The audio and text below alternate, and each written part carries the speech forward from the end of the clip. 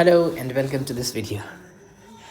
Very welcome to this video, and this is perhaps going to be the last part of atoms and molecule, the chapter 3 of chemistry class 9, and it's actually going to be very important, not just because it's a good chapter, but also because many questions are asked in multiple exams from this chapter.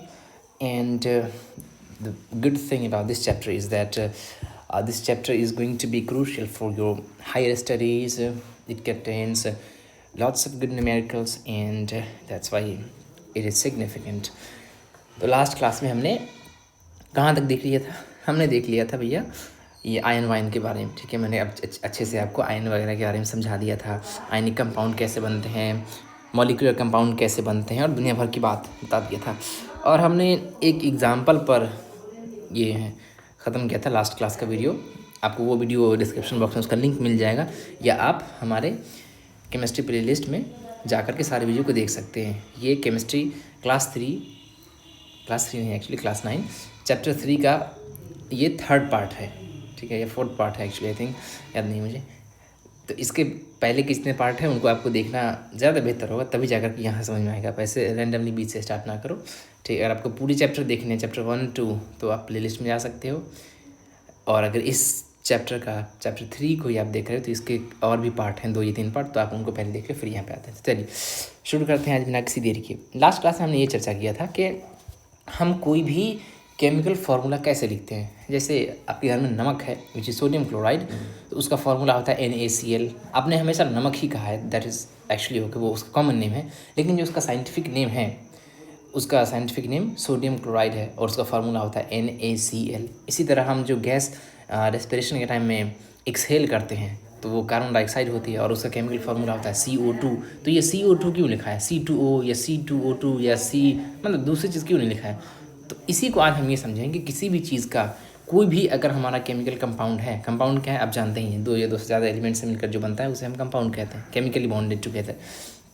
तो कोई भी हमारा compound है उसको हम chemically represent कैसे करते हैं, फार्मूला के थ्रू, ठीक है। उसी को आज हम समझने वाले हैं। तो लास्ट क्लास में जो एग्जांपल मैंने दिया था, एक एक्चुअली जो बुक में दिया हुआ है आपके एग्जांपल, वो ये था कि एक ऑक्टोपस है, ठीक है, उसके पास 8 हाथ हैं, और अगर वो चाहे कि वो अपने सारे हाथ को किसी आदमी, मतलब जितने मैक्सिमम आदमी को पकड़ सके, तो हमने देखा था कि वो 4 आदमी को पकड़ सकेगा, ठीक। तो इस तरह से हम इसका फार्मूला OH4 लिखे थे।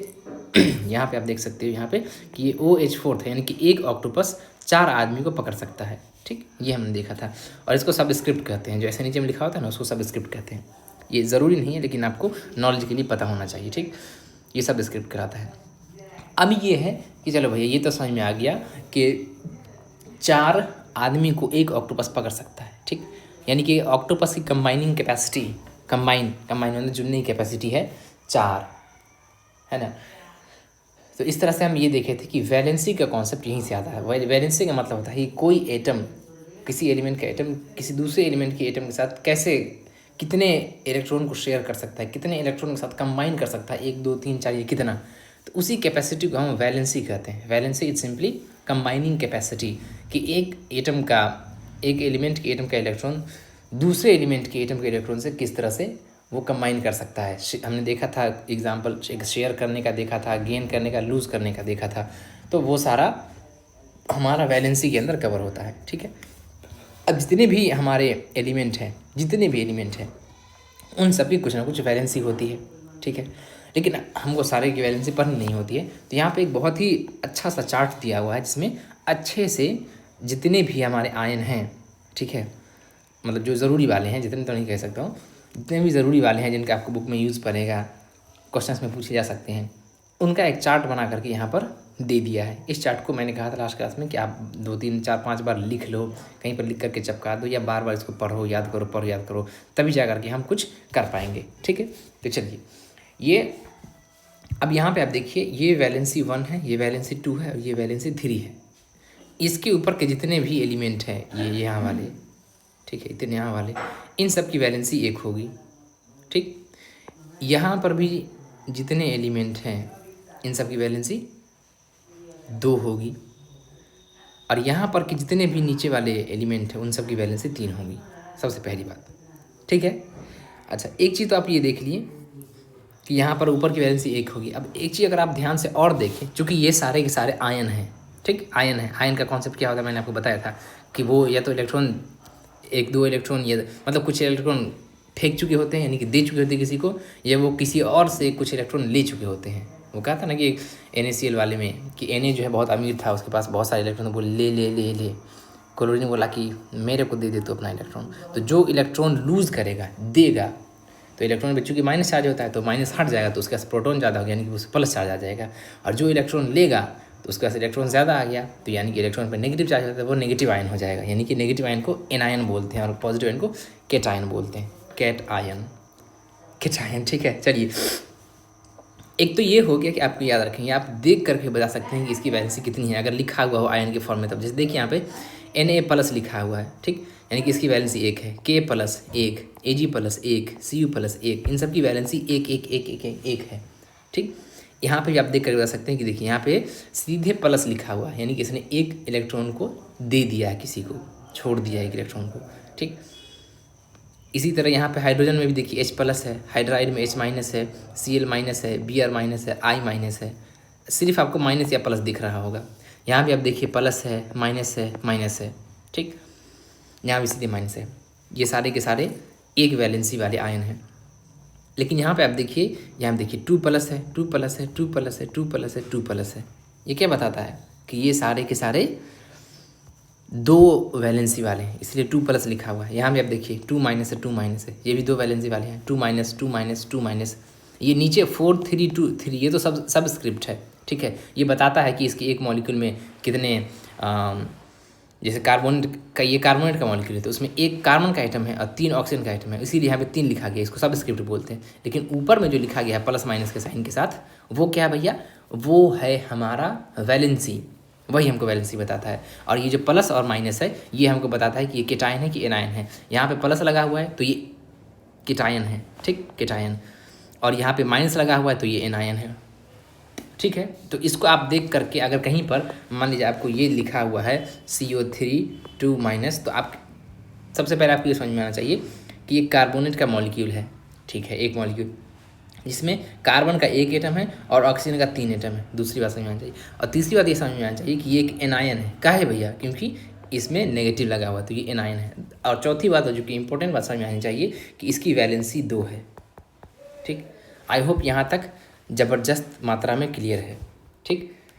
इस मतलब इतना आपके अंदर अंडरस्टैंडिंग होनी चाहिए कि आप देख करके समझ सको। ये कोई रटने वाली चीज़ नहीं है, ठीक।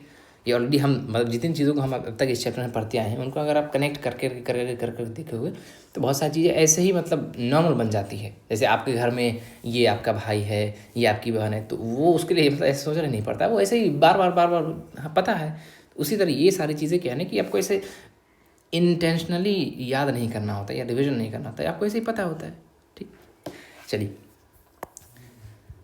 अब एक चीज़ यहाँ पे आप एक चीज़ और बताया था मैं लास्ट क्लास में, जो कि आप पीरियडिक टेबल वाले चैप्टर में पढ़िएगा, आई थिंक 10th में है।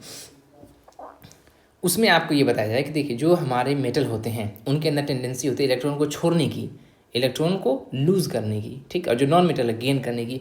तो जो मेटल होते हैं उनके अंदर ये टेंडेंसी होती है। टेंडेंसी मतलब क्या, मुझे नहीं पता हिंदी। टेंडेंसी उसका नेचर आप कह लीजिए, टेंडेंसी मतलब नेचर, ठीक।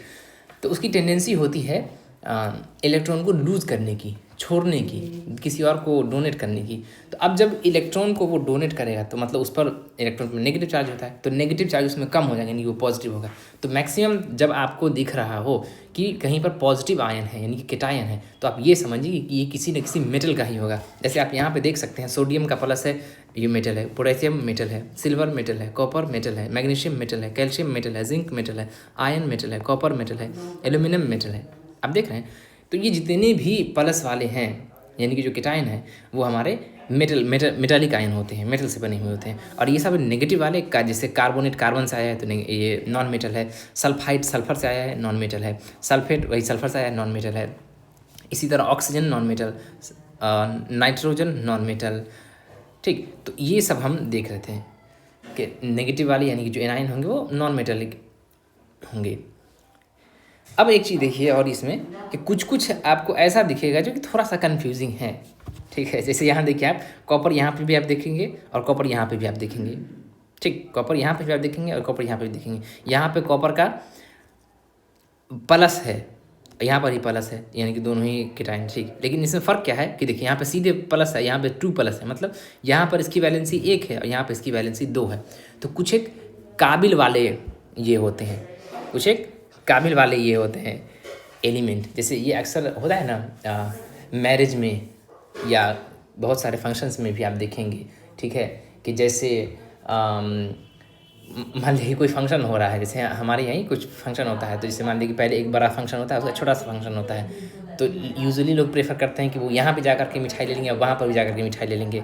So it's much like that. ये बदमाश वाले लोग होते हैं कि यहाँ भी मिठाई लेंगे, वहाँ भी मिठाई लेंगे। तो ये ऐसे वाले होते हैं, बोलते हैं कि नहीं नहीं, हमको इसमें भी ये भी वैलेंसी हमको चाहिए, ये भी वैलेंसी चाहिए, ठीक। तो ये थोड़े जिद्दी वाले या बदमाश वाले एलिमेंट होते हैं, तो उनके वो 2 वैलेंसी शो करते हैं। हाँ, लेकिन अच्छी बात यह है कि जब भी आपको कहीं पे लिखा हुआ मिलेगा तो वो सीधे नहीं छोड़ता है, मतलब वो ब्रैकेट में लिख देगा कि ये कितनी वैलेंसी वाला है, ठीक है। जैसे अगर आपको एक वैलेंसी वाला देना होगा ना, तो वो लिख देता है ये कॉपर और 1 लिख देगा, ठीक। 2 वैलेंसी वाला देना हो तो वो 2 लिख देगा। और अगर एक चीज़ और आप देखिए, यहाँ आयन और इसके केस में, इन दोनों के केस में, तो ये दोनों ही आयन है, लेकिन यहाँ पर इसकी वैलेंसी 2 है और यहाँ पर इसकी वैलेंसी 3 है। तो ये भी जब आएगा ना आपको चैप्टर में या कहीं पर बीच में, तो वहाँ पर ब्रैकेट में ऐसे पैरेंथेसिस में ऐसे दिया हुआ होगा और ऐसे दिया होगा, यानी कि आप देख करके उसको इजी समझ जाओगे कि यहाँ पर 2 वैलेंसी का यूज़ किया गया या 3 वैलेंसी का। कॉपर के केस में 1 वैलेंसी का या 2 वैलेंसी का। ये बात समझ में आया। बाकी सारे सॉर्टेड आउट है, ये थोड़े ज़्यादा शैतान वाले, यहाँ पे मैंने उसको अलग से लिख दिया है कि कॉपर का 1 हो सकता है वैलेंसी, 2 हो सकता है, और आयरन का 2 हो सकता है और 3 हो सकता है। तो आप इसको ऐसे याद रखें, और जहाँ पर क्वेश्चन में आएगा ना, मतलब बुक में कहीं पर आगे या आपको ऐसे क्वेश्चन में पूछा जाएगा, तो वो ऐसे पर्टिकुलरली मेंशन कर देंगे कि ये 2 वाला है या 3 वाला है, ठीक है। अब एक चीज़ और देखिए कि जो हमारे नॉन मेटेलिक होते हैं, है ना, नॉन मेटेलिक, उनमें सफिक्स आइड लगता है। सफिक्स मतलब जो बाद में लगने वाला हो, उसमें आइड हम लगाते हैं, आइड। जैसे आप देखिए ये हाइड्रोजन है, ठीक है, तो उसमें हाइड्राइड है, क्लोरीन है तो क्लोराइड है, ब्रोमीन है तो ब्रोमाइड, आयोडीन है तो आयोडाइड, ऑक्सीजन है तो ऑक्साइड, सल्फर है तो सल्फाइड, नाइट्रोजन है तो नाइट्राइड। आप देख रहे हैं आइड सल्फ आइड लग रहा है सफिक्स। सफिक्स उसको बोलते हैं जो किसी के बाद में लगता हो, तो ये सफिक्स है। आगे बात समझ में, सफिक्स, आइड सफिक्स, आइड सफिक्स। इसी तरह आप पॉलीएटॉमिक आयन के केस में देखें कि इसमें 8 लग रहा है, 8 सफिक्स। जैसे देखिए नाइट्रेट है ना, कार्बोनेट, ठीक है, सल्फाइट, ये फिर ये सल्फेट देखिए, फॉस्फेट देखिए।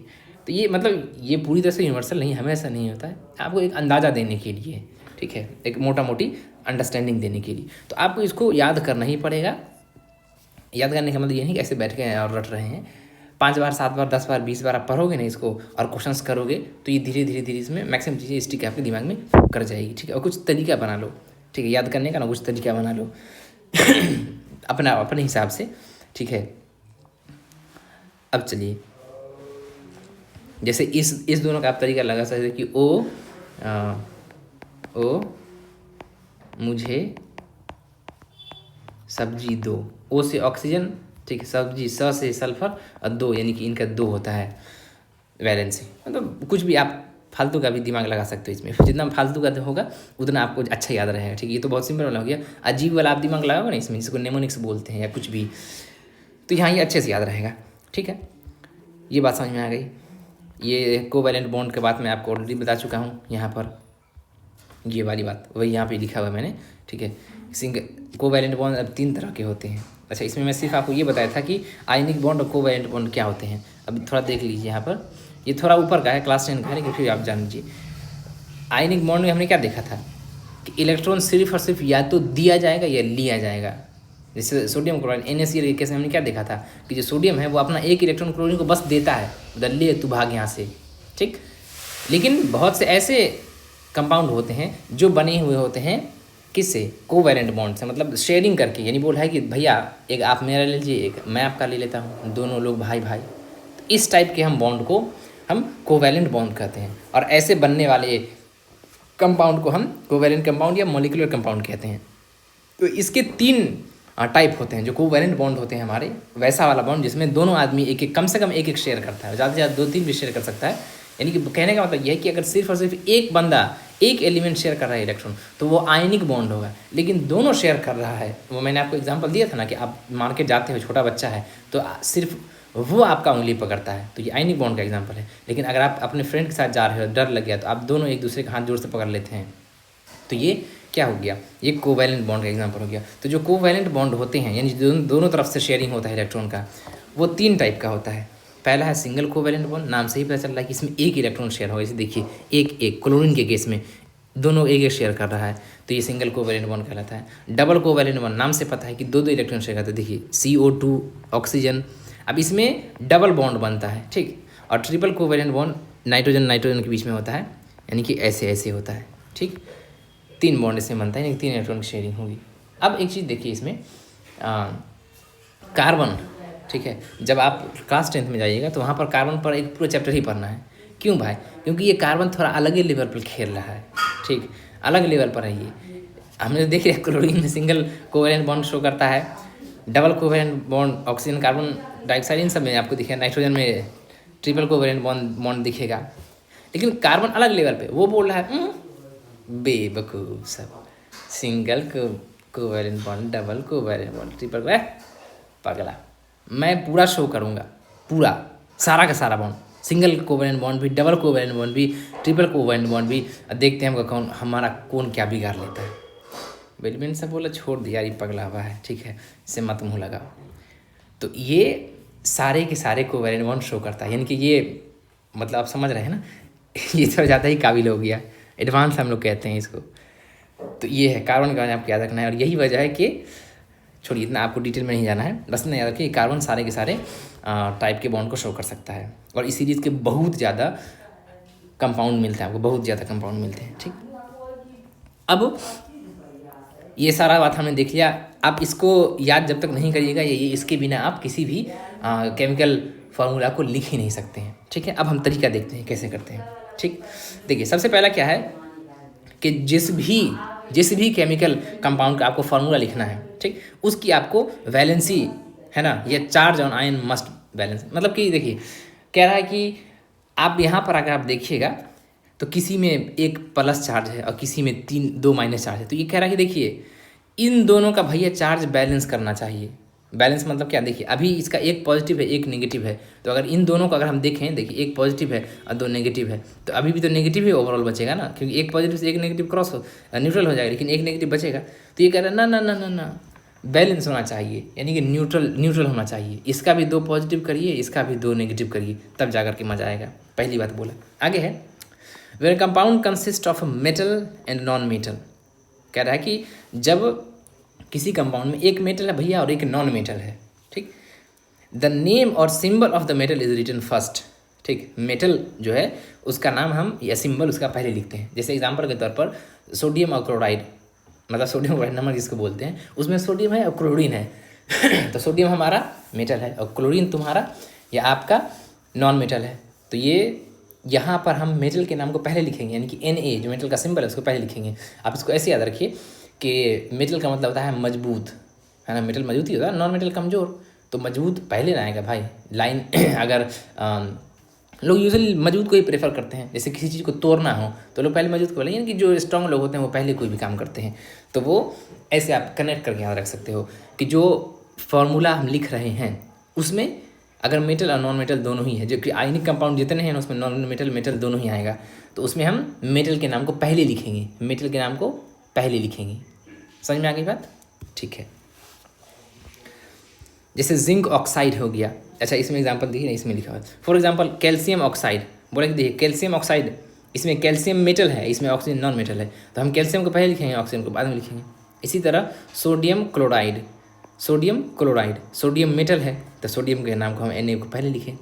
आयरन सल्फाइड, आयरन हमारा मेटल है और सल्फाइड सल्फर से आया है, सल्फर वो नॉन मेटल है, तो Fe पहले लिखें S। Fe क्यों है? क्योंकि Fe का मतलब फेरम होता है, ठीक। कॉपर ऑक्साइड Cu और O, कॉपर मेटल था इसलिए इसका नाम पहले लिखें। आगे बात समझ में?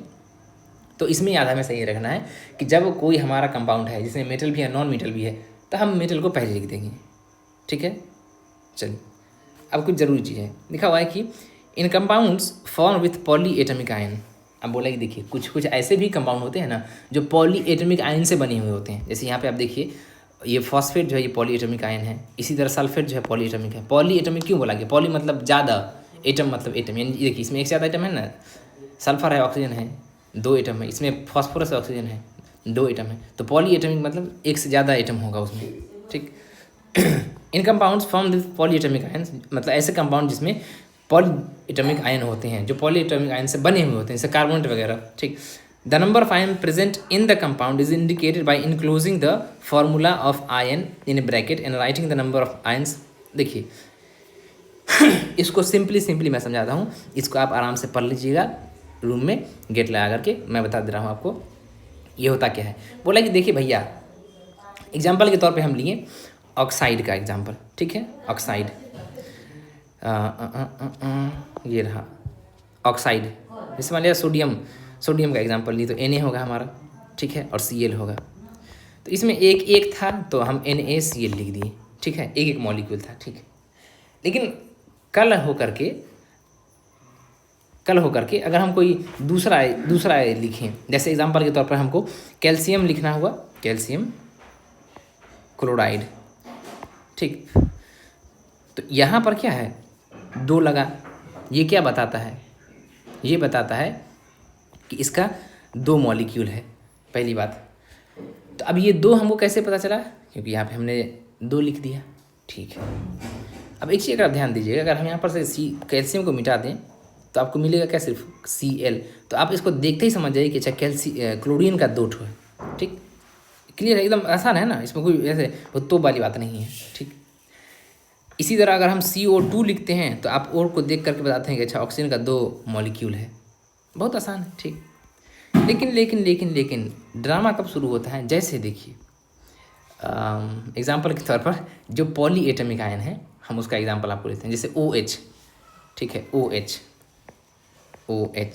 ठीक, OH। अगर हमको Na के साथ लिखना होता तो ये NaOH होगा सिंपली, ये क्यों होता है और आगे क्लियर हो जाएगा। अगर हमको ये बोलना हुआ जैसे CO2 में ऑक्सीजन का 2 मॉलिक्यूल था, इसी तरह अगर हम अब बोले कि भैया हमको इस OH, ये एक ही आयन है ना, ये एक ही आयन है, ये पॉलीएटमिक आयन एक ही आयन है, ऐसा नहीं कि ऑक्सीजन अलग है हाइड्रोजन अलग है, एक ही चीज़ है ये, ठीक। यहाँ पे आप देखिए ये इसकी हम बात कर रहे हैं, हाइड्रोक्साइड आयन की बात कर रहे हैं, हाइड्रोक्साइड आयन की बात कर रहे हैं, ठीक। जैसे यहाँ पे CO2, ये O ऑक्सीजन का ये एक मॉलिक्यूल था, इसी तरह ये पे एक आयन है। अब हमको ये चाहिए कि जैसे आपने इसके 2 मॉलिक्यूल को लिखा है O2 लिख करके, इसी तरह भैया हमको इस आयन का 2 मॉलिक्यूल लिख करके दिखाइए, मतलब हमको बताइए 2 ठो कैसे इसका लिखेंगे।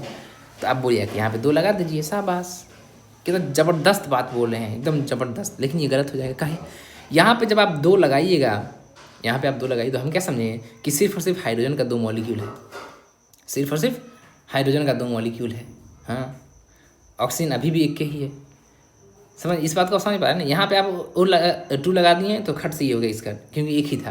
लेकिन यहाँ पे अगर आप 2 लगाएं तो इसका मतलब सिर्फ होगा कि सिर्फ हाइड्रोजन का 2 मॉलिक्यूल हुआ है। इसीलिए जब पॉली एटमिक आयन हो, मतलब ऐसा आयन हो जो एक से ज़्यादा एलिमेंट से मिलकर के बना हो और उसके हमको आयन के नंबर को बढ़ाना हो, उसके मॉलिक्यूल को बढ़ाना हो, क्या करेंगे, ब्रैकेट लिखेंगे और तब 2 लिखेंगे, ये 3, ये जो जितना भी लिखना, जैसे 4 लिखना तो यहाँ पे 4 लिख देंगे, ठीक। मतलब क्या, मतलब अब इससे क्या हो गया कि ये पूरा एक चीज़ है और उसको हम 4 गुना कर दें, यानी कि 4 कर दिए, ठीक। ये बात समझ में आई, एग्जाम्पल से और क्लियर हो जाएगा, ठीक। यहाँ पे नोट्स था इसीलिए मैं आपको एग्जाम्पल देकर समझा दिया, यही बात यहाँ पे लिखा हुआ है इतना सा, ठीक है। अब है कि देखिए फार्मूला आप कैसे लिखेंगे, हम सिंपल कंपाउंड का उसके बारे में बताएंगे कि while writing the chemical formula for compounds we write the constituent element, ठीक है। ये बोला कि देखिए आपको केमिकल फार्मूला लिखना है किसी कंपाउंड का, बोलिए यस सर। तो सबसे पहला काम आपको उसके अंदर जो भी एलिमेंट है उसका आपको नाम लिखना है, मतलब सिंबल लिखना है। जैसे सोडियम क्लोराइड नाम से पता चल रहा है इसमें सोडियम है और क्लोरीन है, तो Na लिखेंगे, Cl लिखेंगे, ठीक है। कैल्शियम ऑक्साइड, कैल्शियम है और ऑक्साइड यानी कि ऑक्सीजन है तो Ca लिखेंगे और O लिखेंगे, ठीक है। पोटेशियम आयोडाइड, पोटेशियम है यानी K लिखेंगे, आयोडाइड यानी आयोडीन है यानी I लिखेंगे, समझ में आ रहा है। तो जो भी भैया आपका कंपाउंड रहेगा उसमें जो जो एलिमेंट है आप उसका एलिमेंट को धर लिख दीजिए, ठीक है। आगे है कि देखिए अब उसके नीचे भैया लिखिएगा वैलेंसी, ठीक। वैलेंसी आपको लिखना है, वैलेंसी क्या है, ये इस चीज़ को वैलेंसी बोलते हैं, ठीक। अगर आपको अभी याद नहीं है कोई दिक्कत नहीं, अभी आप देख देख करके लिखेंगे, टेंशन ही नहीं लेने का, ठीक। अब बोला है कि then we must cross over the valency of combining atom. एक चीज़ मेरे दिमाग बहुत दिन से आ रहा था लेकिन मैं बता नहीं पा रहा था, एक्चुअली बार भूल जा रहा था। वहाँ पर हमने देखा था एटॉमिक मास के कॉन्सेप्ट में कि जितने भी हमारे एलिमेंट होते हैं उनका एटॉमिक मास हम कार्बन 12 आइसोटोप क्या वाला है आपको पता ही होगा, नहीं पता है तो आप वीडियो देख लीजिएगा। कार्बन 12 के जो आइसोटोप है उसके रिस्पेक्ट में यानी उसके रिलेटिवली हम सारे एलिमेंट का एटॉमिक मास निकालते हैं, ठीक। अब यहाँ पे एक चीज़ क्वेश्चन ये होता है कि कार्बन का ही काहे लिया गया आइसोटोप, दूसरे का आइसोटोप ले लेता ना भाई, जरूरी है कार्बन का आइसोटोप लेता है, सब जगह कार्बन को ही घुसा रहे हैं, सब जगह कार्बन को घुसा रहे हैं। देखिए कार्बन ये एक्चुअली एग्जाम में शायद पूछ ले, ठीक है, लेकिन नॉलेज के लिए आप कहते हैं कि जो कार्बन 12 का जो आइसोटोप होता है उसको ही सिलेक्ट किया गया, उसके पीछे का 2 रीज़न था। अच्छा अब ये कहिए कि ठीक है कार्बन का आइसोटोप लिया गया तो कार्बन का दूसरा आइसोटोप क्यों नहीं लिया, C14 C12 भी क्यों लिया गया? उसके पीछे रीज़न ये है कि जो C12 आइसोटोप है कार्बन का, वो सबसे पहली बात बहुत स्टेबल होता है। जब आप हायर क्लास में जाएंगे तो वहाँ पे आपको डीके पढ़ाया जाएगा कि आइसोटोप से ना डीके होते हैं, ठीक, वो बहुत आगे की बात है, उसको छोड़ दीजिए। लेकिन अभी आप इतना जान रहे कि कार्बन 12 के आइसोटोप को इसलिए सेलेक्ट किया गया क्योंकि ये बहुत ही स्टेबल होता है सबसे पहले, और दूसरी बात कि ये बहुत एबंडेंट फॉर्म में पाया जाता है, मतलब एबंडेंट अमाउंट में पाया जाता है, यानी कि अच्छा खासा पाया, ऐसा नहीं कहीं थोड़ा बहुत पाया जाता है, ये नेचर में जो है काफ़ी ज़्यादा पाया जाता है, इसीलिए हम इसको ही सिलेक्ट करते हैं, ठीक है। ये 2 रीज़न थे जो कि मैं उस टाइम बताना भूल गया था, बार बार आ रहा था दिमाग में। तो फार्मूला आपको लिखना है तो क्या 3 चीज़ बताया गया कि पहले आप उसमें जो भी एलिमेंट है उसका नाम लिख दिए, यानी सिंबल लिख दिए, उसके नीचे उसकी वैलेंसी लिखिए और क्रॉस ओवर करिए। क्रॉस ओवर मतलब क्या होता है भाई, देखिए जैसे एग्जांपल के तौर पर हाइड्रोजन क्लोराइड का हमको फार्मूला लिखना है, हाइड्रोजन क्लोराइड का, तो हाइड्रोजन क्लोराइड कहाँ से आया, हाइड्रोजन H लिख दिए, क्लोराइड आया है क्लोरीन से, Cl लिख दिए, हाइड्रोजन का वैलेंसी 1, क्लोरीन का वैलेंसी 1। अब क्रॉस ओवर करना है, यानी कि इसका इसके पास जाएगा और इसका इसके पास जाएगा, तो ये हो गया HCl। अब एक ही है तो एक को क्या ही लिखते हैं भाई, जैसे 1x को थोड़ी ना कोई लिखता है, सीधे x लिखता है तो उसी तरह यहाँ भी है कि सीधे आपको वैलेंसी को क्रॉस ओवर कर देना। अब एक है तो क्या ही लिखिएगा, नहीं लिखिएगा, ठीक, तो ये सीधे HCl हो गया। अगला है हाइड्रोजन सल्फाइड, तो हाइड्रोजन का H लिख दिए और सल्फाइड सल्फर से आया है, आपको पता चलना चाहिए, सल्फाइड है तो सल्फर S लिख दिए। अब हाइड्रोजन का वैलेंसी 1 होता है, सल्फाइड का 2 होता है, नहीं याद रहे तो आप यहाँ से देख सकते हैं, ठीक है। ये देखिए सल्फाइड का 2 है, 2 या इतना भी अब नहीं, यहाँ पे 2 माइनस यानी कि 2 है, ठीक। तो हमने क्या कर लिया, लिख दिया हाइड्रोजन सल्फाइड, हाइड्रोजन और सल्फर, H का 1 सल्फाइड का 2। अब क्रॉस ओवर कर दीजिए, ये इसके पास चला जाएगा, ये इसके पास चला जाएगा, तो H2 और S का 1 यानी S1, ठीक। अगर यहाँ पर 3 होता मान लेते हैं तो इसका फॉर्मूला क्या होता, H2S3। आ रही बात समझ में, ठीक है। चलिए आगे चलते हैं। अच्छा अब एक चीज़ ये होता है कि मतलब ये बुक में लिखा हुआ है लेकिन डायरेक्टली नहीं लिखा हुआ, लेकिन मैं आपको डायरेक्टली बताऊंगा, ठीक है। एक चीज़ है कि इसके एग्जांपल में हम लेते हैं HS, ठीक है, ये हाइड्रोजन है भैया, ये सल्फर है, इसका वैलेंसी 1 है, इसका वैलेंसी 2 है। अब इसने कहा कि क्रॉस ओवर कर दो, यानी कि इसको कर दो, इसको कर दो और H2S लिख दिया गया। अब आपके दिमाग में ये आ रहा होगा या नहीं आ रहा है तो आना चाहिए कि ये तो पगला ही है ना, क्या जरूरत था क्रॉस ओवर करने का, मतलब कुछ भी ऐसे कुछ भी बोल करके बच्चों को रूल रटवा दो कि बउआ ये रटो, ठीक है। आपको ये लग रहा होगा कुछ भी ऐसे बोल दिया यार, मतलब कितना आसान था, H1 S2 लिखते हैं, आसान है, ये क्या क्रॉस ओवर करो फालतू।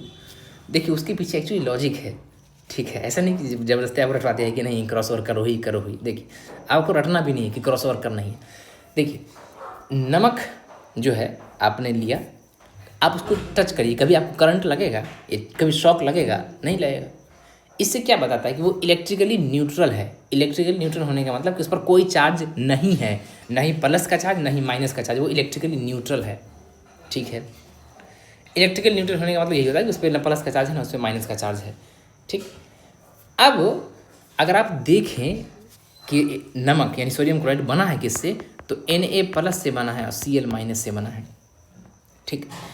अब एक चीज़ अगर आप ध्यान से देखें तो इस पर एक पॉजिटिव चार्ज था, इस पर एक नेगेटिव चार्ज था, तो एक पॉजिटिव और एक नेगेटिव मिल करके दोनों को न्यूट्रल कर दिया। अगर यहीं पर 2 पॉजिटिव होता और एक नेगेटिव होता, ठीक है, तो फिर इस पर क्या होता, एक तो मिल करके न्यूट्रल कर देता, लेकिन इसमें एक पॉजिटिव चार्ज एक्स्ट्रा रह ही जाता, तो ये जो कंपाउंड बनता वो इलेक्ट्रिकली न्यूट्रल नहीं होता।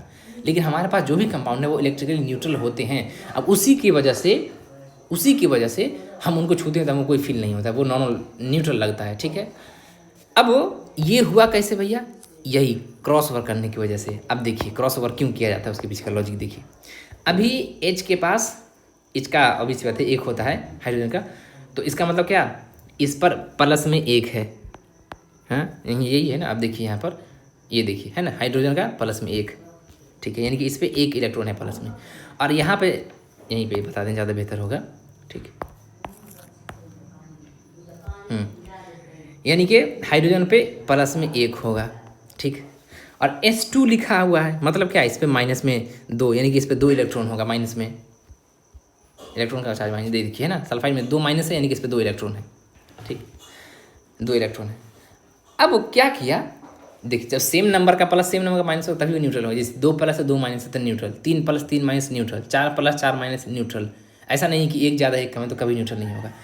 अब इसमें क्या बोला कि भैया क्रॉस ओवर करिए, क्रॉस ओवर करने से क्या होगा, देखिए 2 से इसको क्रॉस ओवर करेंगे, 2 से इसको, तो प्लस में 2 हो जाएगा, आई होगा ना, 2 से इसको बोल, इसी को हम क्रॉस ओवर करते हैं तो प्लस में 2 होगा। पहले इतना था इसके पास, और अभी क्रॉस ओवर करने का देखिए, इसको इसी तो प्लस 2 हो गया, और 1 से इसको क्रॉस ओवर तो माइनस का 2 ही रह जाएगा।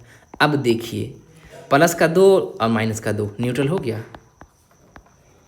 न्यूट्रल हो गया ना। यही बात क्या यहाँ पे लिखा था ना, यही बात क्या लिखा था यहाँ पे देखिए कि किधर चला गया, यहीं पे तो था, इलेक्ट्रिक न्यूट्रल होना चाहिए। हाँ ये देखिए ये ना कि charges must balance, charges must balance, charge को जरूर है बैलेंस होना चाहिए। तो देखिए यहाँ पे अभी +1 था -2 था, ये बैलेंस नहीं है, लेकिन जब हम क्रॉस ओवर करवा दिए तो प्लस का 2 माइनस का 2 आ गया, प्लस का 2 माइनस का 2 आ गया, इससे क्या हो गया, ये बैलेंस हो गया, यानी कि इलेक्ट्रिकली न्यूट्रल हो गया कंपाउंड। ये अंदर की बात थी जो कि यहाँ पे बुक में लिखा हुआ था, लेकिन समझा करके नहीं लिखा हुआ था, तो ये मैंने आपको समझा करके बता दिया, और ये आपको पता होना चाहिए। ऐसा नहीं कि सीधे क्रॉस ओवर कर रहे हैं, सर बता दें क्रॉस ओवर करो, तो क्रॉस ओवर करते जा रहे हैं। भाई काहे क्रॉस ओवर करेगा बच्चा भाई, ये है रीजन, ठीक। तो किसी चीज़ को ऐसे रट करके नहीं पढ़ना, समझ करके पढ़ना। अब कल होकर के अगर आप ये बात क्रॉस ओवर वाली बात भूल भी जाओगे ना, तो आपको याद आ जाएगा इससे कि नहीं वो इलेक्ट्रिक न्यूट्रल होता है। और न्यूट्रल कैसे होगा, जब तक कि उसका सेम आयन का चार्ज नहीं होगा। तो अब चार्ज सेम करने के लिए हम उल्टा पुल्टा गुना कर देते हैं, बस हो गया, आसान है। ये बात आई समझ में आपको, क्रॉस ओवर काहे करते हैं, और ये ज़रूरी है एक्चुअली। चलिए कुछ और एग्जाम्पल ले लेते हैं। जैसे देखिए यहाँ पे कार्बन का 4 होता है, ये वैलेंसी आपको याद करना पड़ेगा, इसमें नहीं दिया होगा कार्बन का, शायद हाँ नहीं दिया होगा। देखिए कार्बन का होता है 6 है ना, और इसका इलेक्ट्रॉनिक कन्फिगरेशन 2 और 4 होता है, ठीक। तो इसका वैलेंसी जो है वो 4 होगा, तो 4 लिख दिए इसीलिए। और क्लोरीन का Cl- होता है तो Cl- लिख दिए, ठीक।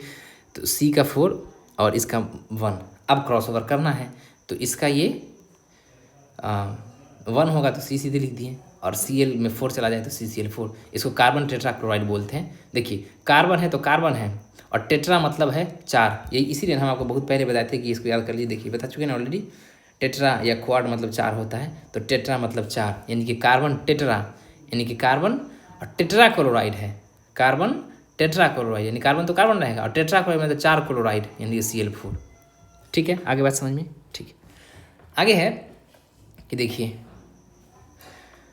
MgCl, यानी कि हमको लिखना है किसका फॉर्मूला, मैग्नीशियम क्लोराइड का। तो मैग्नीशियम क्लोराइड का मैग्नीशियम Mg से हुआ है सिंबल, क्लोराइड क्लोरीन से है तो Cl। Mg का 2+ होता है, 2+ लिख दिए, ठीक है, ये सीधे 2, और Cl का 1 माइनस। अब क्रॉस ओवर कर देंगे, इसको -1 मिल जाएगा तो -1, यानी कि सीधे 1 ही रहेगा, और इसको 2 मिल गया तो 2 हो जाएगा। यानी कि चार्ज हम नहीं लिखते हैं इस पर, क्योंकि ये इलेक्ट्रिकली न्यूट्रल होते हैं क्रॉस ओवर करने की वजह से, ठीक है। अभी इस पर 2+ चार्ज है, 1 होगा तो 2+ ही रह जाएगा, और इस पर अभी 1 माइनस में है तो इससे ये मल्टीप्लाई होकर के माइनस का 2 हो जाएगा, तो अब ये न्यूट्रल हो गया, तो इसीलिए हम इस पर चार्ज नहीं लिखते हैं, ठीक। ये न्यूट्रल होता है MgCl2 मैग्नीशियम क्लोराइड, ठीक है। आगे है लिखा देखिए, thus in magnesium chloride there are 2 chloride ions, है ना, Cl- for each magnesium ion.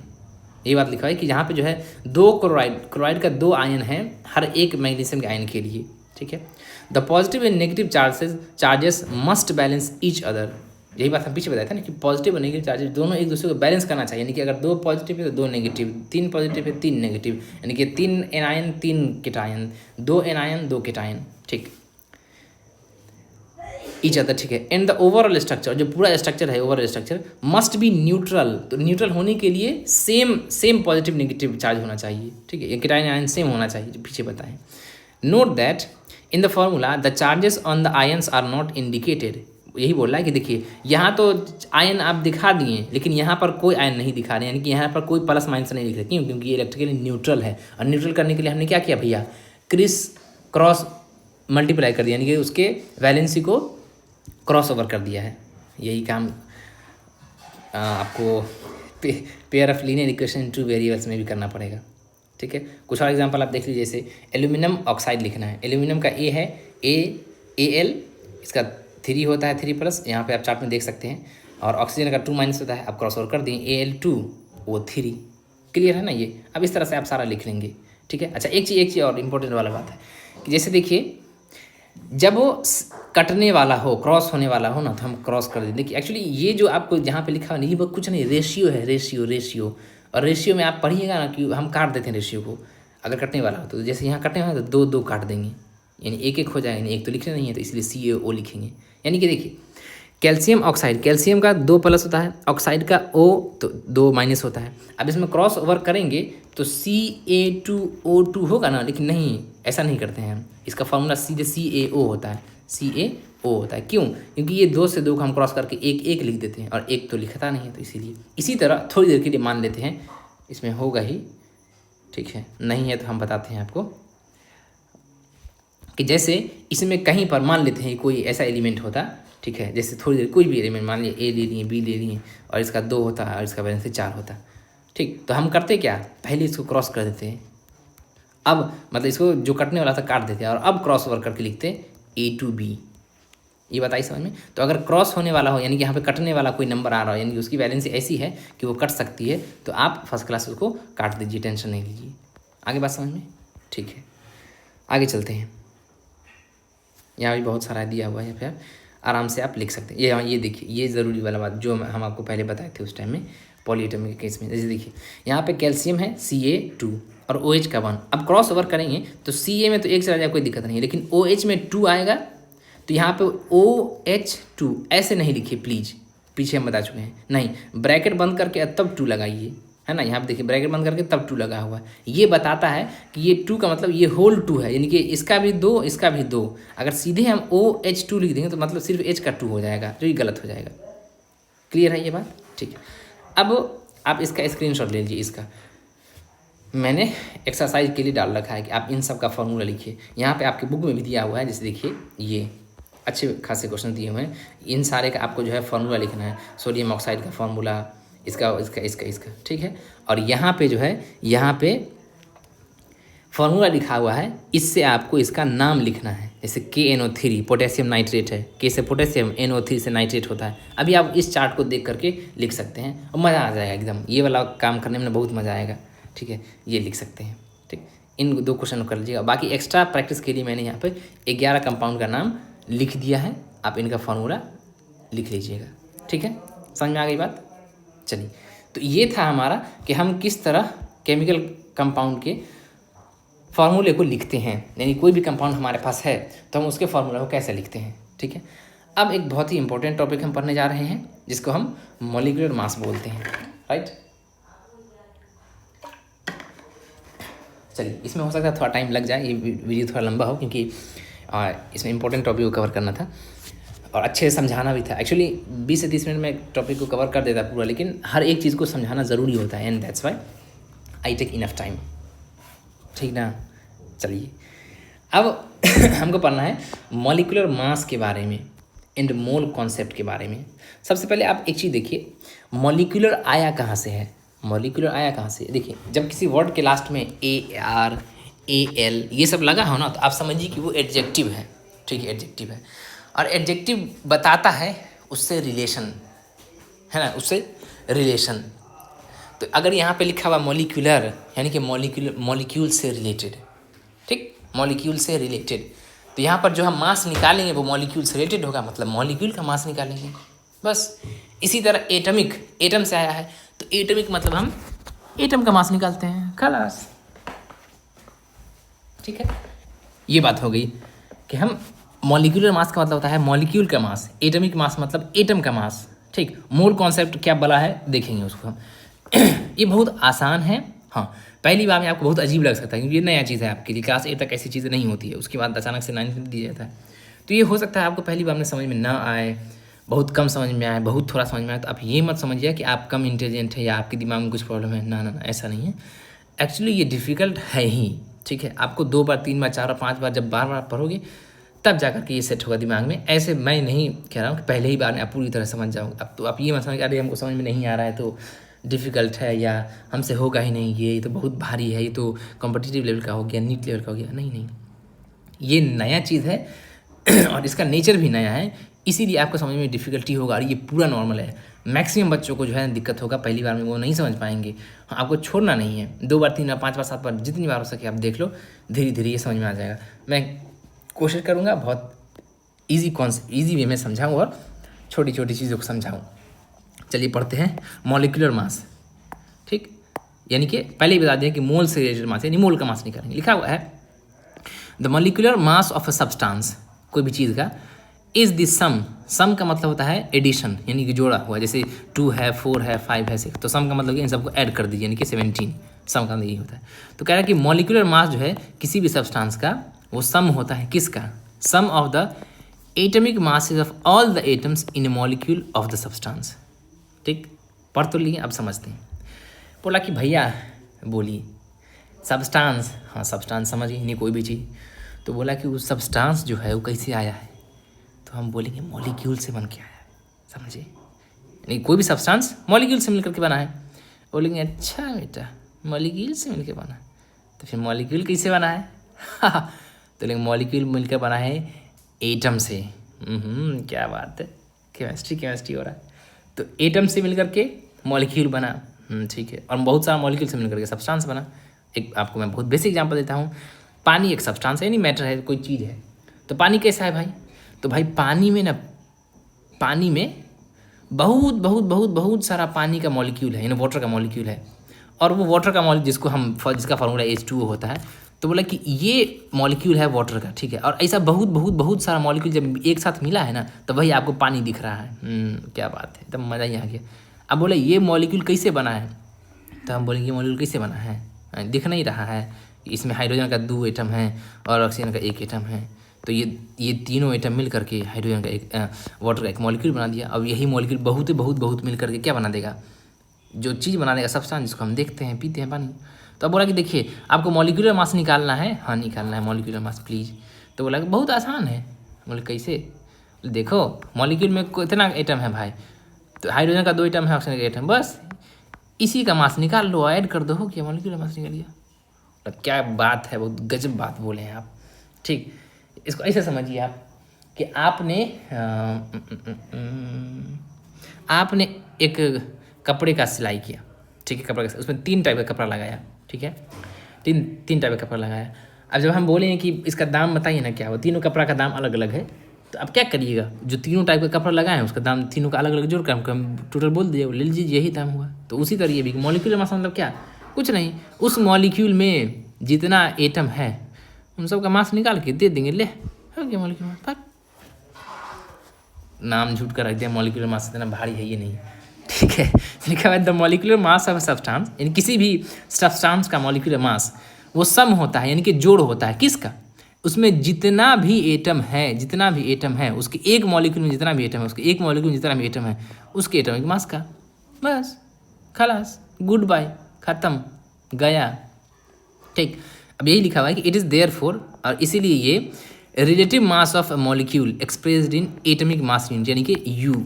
अब बोला कि देखिए जब भी कहीं पर रिलेटिव लिख दिया जाए ना, तो आप समझिए कि वो किसी के रिस्पेक्ट में निकाला गया, यानी किसी के रिलेशन में निकाला गया है। तो यहाँ पे हम क्या कर रहे हैं, मॉलिक्यूलर मास उसमें जो एटम है उसके रिस्पेक्ट में निकाल रहे हैं, उसके रिलेशन में निकाल रहे हैं। तो इसीलिए इसको हम क्या कहते हैं कि ये जो है हमारा मॉलिक्यूलर मास, ये रिलेटिव मास है एक मॉलिक्यूल का, जिसको हम, ये यूनिट है एक्चुअली एटमिक मास यूनिट, जिसको पहले AMU लिखते थे, अब सीधे U लिखते हैं। तो ये U में हम एक्सप्रेस करते हैं। एग्जाम्पल देख लेते हैं, एकदम आसान एग्जाम्पल है। जैसे बोला कि भैया, हाँ बोला भैया H2O यानी कि वाटर और HNO3, इसका प्लीज़ निकाल दीजिए ना, इसको नाइट्रिक एसिड बोलते हैं। इसका मॉलिक्यूलर मास निकाल देना प्लीज़ भैया प्लीज़। हम बोले खुद से निकालो। देखो H2O का निकालना है, हाँ H2O का एक मॉलिक्यूल ले लिए H2O।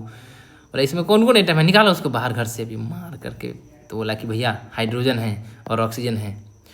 तो हाइड्रोजन का कितना होता है, एक। ये आपको एक्चुअली एटॉमिक मास यहाँ ऊपर में जो है ना आपको याद ही करना पड़ेगा, इसका कोई तरीका नहीं है। ये वाला है ना, ये मतलब बहुत सारा नहीं आपको याद करना है। तो इसमें जो दिया हुआ है इतना को आप याद कर लीजिए और कुछ और इंपॉर्टेंट वाला उसको आप याद कर लीजिए, काफ़ी रहेगा। कहाँ गया, ये रहा।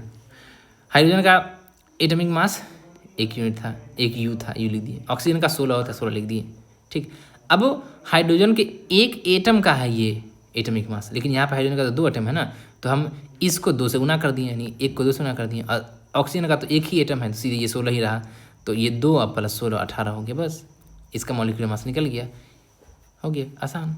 कुछ बारी था, अरे कुछ बारी नहीं। अगला बोला कि HNO3 का मॉलिक्यूलर मास निकालिए। हम बोले HNO3 में क्या सब है, तो बोला H है, हाइड्रोजन है, N है, नाइट्रोजन है, ऑक्सीजन है। बोले ठीक है, अभी मचाते हैं ना धमाल। तो हाइड्रोजन का 1 था तो 1 लिख दिए।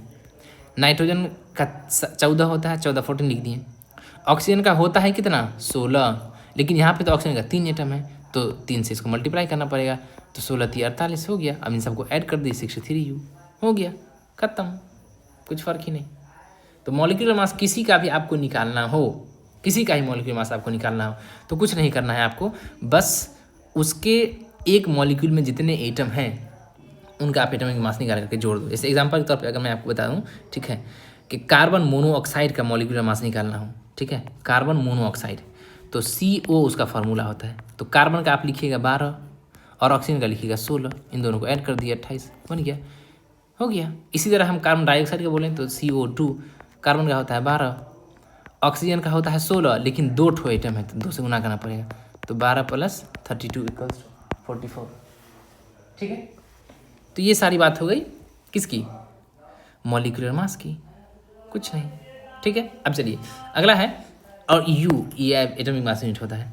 फॉर्मूला यूनिट मास, फॉर्मूला यूनिट मास क्या होता है, ये उसी तरह होता है, बस नाम बदल करके बच्चा को डरा दिया है, वो कुछ इसमें कुछ फ़र्क ही नहीं है, रत्ती भर भी नहीं। देखिए लिखा है the formula unit mass of a substance, यानी कि एक कोई सब्सटेंस है उसका formula unit mass is a sum of the atomic mass of all the atoms in a formula unit of compound. बस उसमें मॉलिक्यूलर मास था तो उस एक मॉलिक्यूल में जितना एटम था उसके सारे एटॉमिक मास को ऐड कर दिए, हाँ। इसी तरह फार्मूला यूनिट मास है, तो इसके फार्मूला यूनिट में जितने भी एटम हैं उन सब के मास को, एटॉमिक मास को हो गया, जोड़ देंगे, बस वही चीज़ है, कुछ नहीं, खाली नाम बदल दिया है। अब लिखा हुआ है कि formula unit mass is calculated in the same manner, manner मतलब तरीका होता है, वही बात है ना कि फार्मूला यूनिट मास को भी हम सेम मैनर, उसी तरह जैसे अभी उसी तरह से करते हैं, ठीक है। As we calculate the molecular mass, हाँ, जैसे कि हम मॉलिक्यूलर मास को निकालते हैं, कैलकुलेट करते हैं, बस। The only difference is that, सिर्फ एक ही फ़र्क है, we use the word formula unit for those substances whose constituent particles are ions. अब देखिए बोला कि मॉलिक्यूलर मास हम उनके लिए निकालते हैं जो मॉलिक्यूलर कंपाउंड होते हैं, लेकिन जो फार्मूला यूनिट मास है हम उनके लिए निकालते हैं जो आयनिक कंपाउंड होते हैं। आयनिक कंपाउंड आप समझ रहे हैं, पहले बता चुके हैं हम अच्छे से कि आयनिक कंपाउंड क्या होता है, आयनिक बॉन्ड क्या होता है, मॉलिक्यूलर कंपाउंड क्या होता है और कोवैलेंट बॉन्ड क्या होता है, ठीक। आप पीछे करके देख सकते हैं, इस क्लास में ही बताएं। तो बोला कि जो फार्मूला यूनिट मास होता है वो हम आयनिक कंपाउंड के लिए निकालते हैं, तरीका वही है, कोई चेंज नहीं है। जैसे एग्जांपल बोला कि देखिए सोडियम क्लोराइड है, ठीक, तो ये आयनिक कंपाउंड है क्योंकि ये आयन से बना है, तो इसका हम फार्मूला यूनिट जब निकालेंगे मास, फार्मूला यूनिट मास, तो क्या करेंगे हम, वही तरीका करेंगे, ठीक है, सेम चीज़। जैसे Na का 23 होता है और एक ही है ये, तो 1 से गुना हो गया, नहीं भी करेंगे तो चलेगा।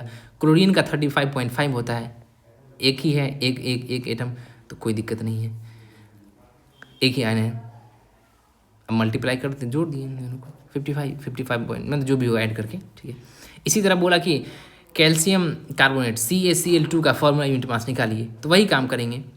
अब कैल्शियम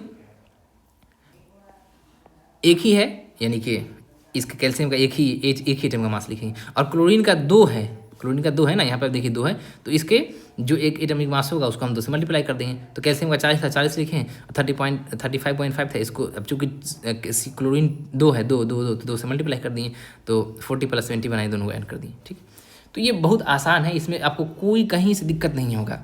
ठीक है, आप आसानी से बना सकते हैं। जैसे यहाँ पे आपको ये बहुत बहुत बहुत बहुत बहुत अच्छा चीज़ दिया हुआ है। ठीक है, आप इसको ज़रूर से बनाइए। देखिए जैसे कार्बन डाइऑक्साइड का हम ऑलरेडी आपको बता चुके हैं। CH4 का देखिए एक बता देते हैं। CH4 है, तो इसमें हम क्या करेंगे, कार्बन का 1 × 6 करेंगे, है ना, और हाइड्रोजन का 1 × 4 हो जाएगा, क्योंकि ये 4 है ना, तो 6 × 4 = 10 हो गया। लो भाई बन गया।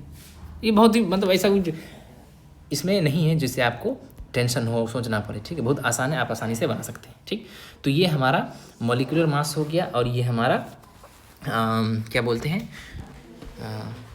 फार्मूला यूनिट मास होगी। ठीक है, अब एक चीज़ और बचा हुआ है, मोल कॉन्सेप्ट, और आई थिंक 50 मिनट का वीडियो ऑलरेडी बन चुका है।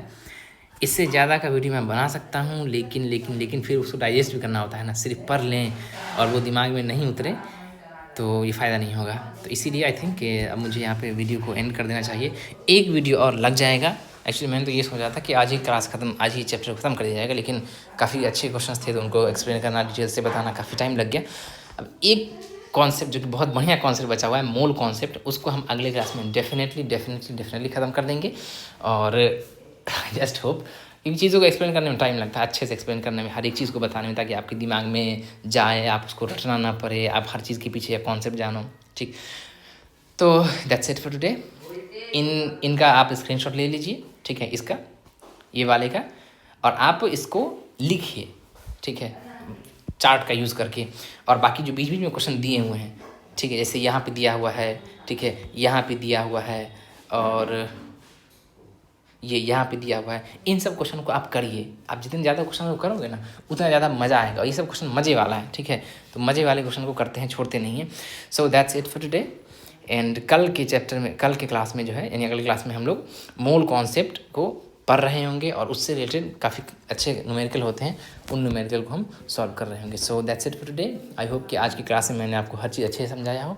फिर भी अगर कुछ छूट गया हो, या बताने में कुछ आपको नहीं समझ में आया है, तो आप सिंपली कमेंट करके पूछ सकते हैं, या हमसे कनेक्ट कर सकते हैं। So that's it for today, and take care and good bye, and I hope you study well. Subscribe करिए हमारे चैनल को, और अच्छा लगे वीडियो तो लाइक भी करिए, और उन लोगों के साथ शेयर करिए जो कि सीरियसली पढ़ने वाले हैं। ठीक है, दैट्स इट फॉर टुडे।